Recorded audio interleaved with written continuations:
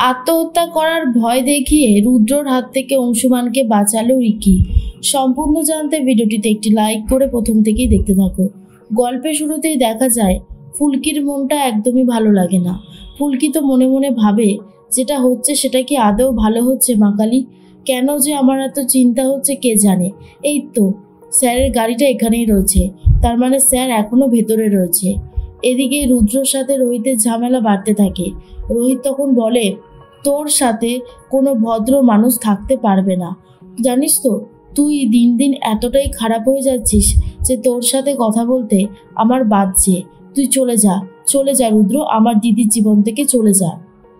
রুদ্র বলে, এই শোন, তুই আমার বাড়িতে দাঁড়িয়ে দাঁড়িয়ে আমাকে এইভাবে অপমান করবি না, আমার সামনে থেকে দূর হয়ে যা। তোকে আমি দেখতে চাই না, বুঝতে পেরেছিস? তোকে আমি একদমই দেখতে চাই না। এর মধ্যেই লাবু তখন বলে, ভাই আমাকে ওই বাড়িতে নিয়ে চল, ওর মাথা ঠান্ডা হোক তারপরেই আমি এখানে আসবো, তার আগে নয়। ও যেটা শুরু করেছে সেটা অন্যায়, আমি আর সহ্য করতে পারছি না, আমাকে প্লিজ তুই নিয়ে চল। এরপর রোহিত বলে, নিয়ে যাব তো দিদি, তোকে আমি নিয়ে যেতেই এখানে এসেছি। আর রুদ্র তখন বলে, নিয়ে যা, তারপর মাস্টারমশাইকে আমার নামে ভুলভাল বোঝা। কর কর, বেশি করে কর, তোরা এই সমস্ত বেশি করে করতে থাক। এর মধ্যেই লাবু তখন বলে, তুমি যদি নিজেকে শান্ত করতে না পারো তাহলে এটা তো করতেই হবে, তাই না রুদ্র? এর মধ্যেই রুদ্রর কাছ থেকে লাবুকে নিয়ে গাড়িতে করে উঠতে যাবে, ঠিক তখনই চলে এসেছিল তো ফুলকি। ফুলকিকে দেখে গাড়ি থামিয়ে দেয় রোহিত আর বলে, কি ব্যাপার, তুমি এখানে কি করছো? আর তখনই ফুলকি বলে, হ্যাঁ আমাকে তো আসতেই হলো, না এসে আর কি করেই বা থাকতে পারতাম বলো। আর তখনই ফুলকি বলে, দিভাই তুমি ঠিক আছো তো? তোমার কোনো অসুবিধা হচ্ছে না তো? আর তখনই দিভাই বলে, কি করে ভালো থাকবো ফুলকি, রুদ্র আমাকে ভালো থাকতে দেবে না। তখনই ফুলকি বলে, জামাইবাবু, জামাইবাবু আবার কি করেছে? বলো না দিদি, জামাইবাবু কি করেছে, তোমার গায়ে হাত তুলেছে? রোহিত তখন বলে, ও রুদ্র আর সেই আগের রুদ্র নেই, ও এতটা বদলে গেছে আমি ভাবতেও পারছি না যে কি করে একটা মানুষ এতটা বদলে যেতে পারে। ফুলকি তখন বলে, কি করেছে স্যার বলুন না। তখন রোহিত বলে, গাড়িতে উঠে বাড়িতে গিয়ে সবটা বলবো। এরপর গাড়িতে করে তাড়াতাড়ি করে বাড়ির দিকে রওনা দেয় রোহিত। বাড়িতে আসতেই পারমিতা বলে, লাবু তুই, রুদ্রদা কোথায়? তার মধ্যে অরুণা এসে বলে, কি ব্যাপার লাবু এখানে? এর মধ্যেই রোহিত বলে, অনেকটা বেশি ঝামেলা হয়ে গেছে। রোহিত বারবার করে বলতে থাকে, জামাইবাবু মানে আমাদের রুদ্র দ্য গ্রেট যা শুরু করেছে ব্যবহার, সেটা আর মেনে নেওয়া যাচ্ছে না মা, তাই জন্যই দিকে এই বাড়িতে ফিরিয়ে নিয়ে এসেছি। হৈমন্তী তখন বলে, খুব অন্যায় করেছো, তুমি আবারও আমার মেয়ের সংসারটা নষ্ট করার জন্য উঠে পড়ে রেখেছো রোহিত, আমার কিন্তু এটা একদমই ভালো লাগছে না। রোহিত বলে, জেঠিমণি তুমি কেন বুঝতে পারছো না? রুদ্র দিভাইয়ের সাথে খারাপ ব্যবহার করেছে, অন্যায় করেছে, তারপরেও তুমি রুদ্রকে সাপোর্ট করছো। এরপর লাবু বলে, তুমি জানো মা কি হয়েছে? তুমি না জেনে শুনে এইসব কথাগুলো কেন বলছো? কিসের জন্য বলছো? তুমি তো জানোই না সবটা।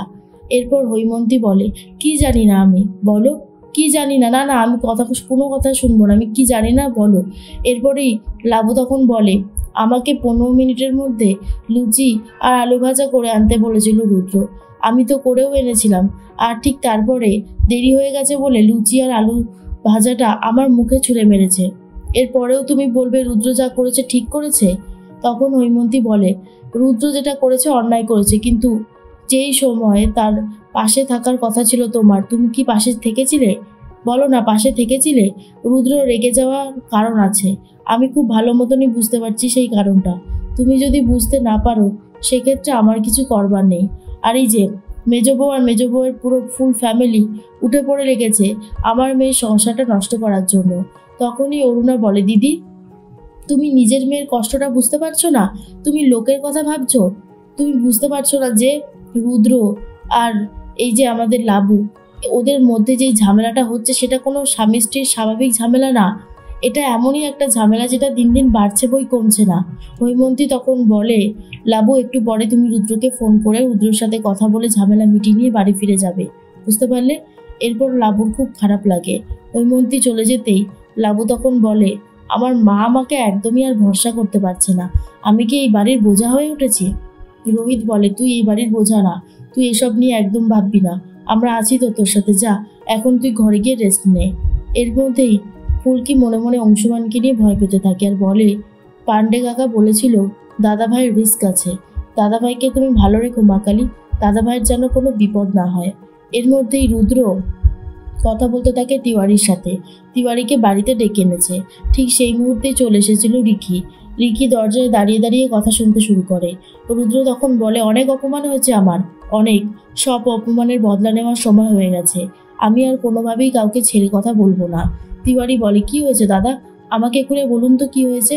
রুদ্র বলে, শোনো, আগেরবার অংশুমানকে মারতে ব্যর্থ হয়েছিলে, এবারে যেন পুরো কাজটা সফল হয়, মনে থাকবে তো।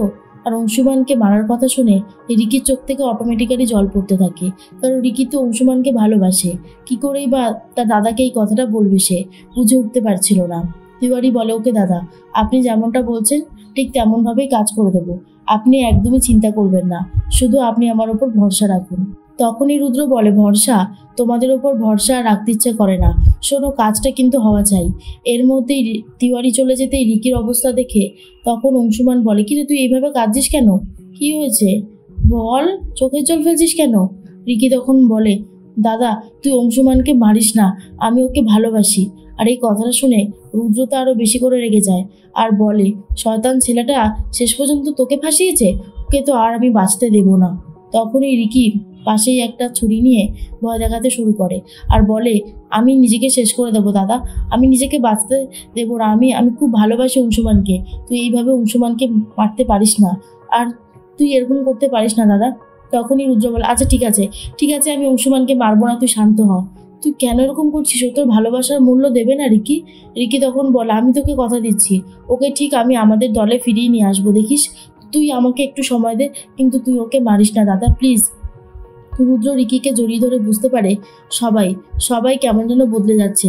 তার বোনটাও পর্যন্ত ওই অংশুমানকে ভালোবেসে ফেললো। রুদ্র নিজের ওপরই যেন বিশ্বাস হারিয়ে ফেলছে। রুদ্র কেমন একটা পাগলের মতন করতে থাকে। এর মধ্যেই পারমিতা ঘরে এসে আংটিটা দেখতে থাকে আর মনে করতে থাকে কথাগুলো, পুরনো কথাগুলো। তথা ছবির সামনে দাঁড়িয়ে বলতে থাকে, এই তথা, তোমার মনে আছে কলেজে যখন তুমি আমাকে প্রপোজ করেছিলে, এই আংটি দিয়ে করেছিলে, আর একটা সুন্দর রেস্টুরেন্টে খেতে নিয়ে গিয়েছিলে, কত গল্প হয়েছিল সেদিন আমার আর তোমার মধ্যে, মনে হচ্ছিল যেন কত তাড়াতাড়ি সময় কেটে যাচ্ছে। সে সমস্ত দিন আমাদের জীবন থেকে হারিয়ে গেছে, আর কোনোদিনও আসবে না। এর মধ্যেই লাবু আর ফুলকি তখন চলে এসেছিল। ফুলকি মনে মনে ভাবে, সত্যি দিভাইয়ের জীবনে অনেক কষ্ট, কিন্তু দাদাভাইটাও এমন না, কোনোভাবেই মনের কথাটা মুখ ফুটে বলতে পারছে না। কিন্তু দাদাভাইকে এখন বাঁচাতে হবে, দাদাভাইয়ের অনেক বড় বিপদ। ওই জামাইবাবুকে আমার খুব একটা ভরসার বিশ্বাস হয় না, বলা যায় না আবার কখন কি কলকাঠি নেড়ে দেবে। দাদাভাইয়ের বিপদ যে আমি তো চুপ করে বসে থাকতে পারবো না, আমাকে কোনো না কোনো একটা ব্যবস্থা নিতেই হবে।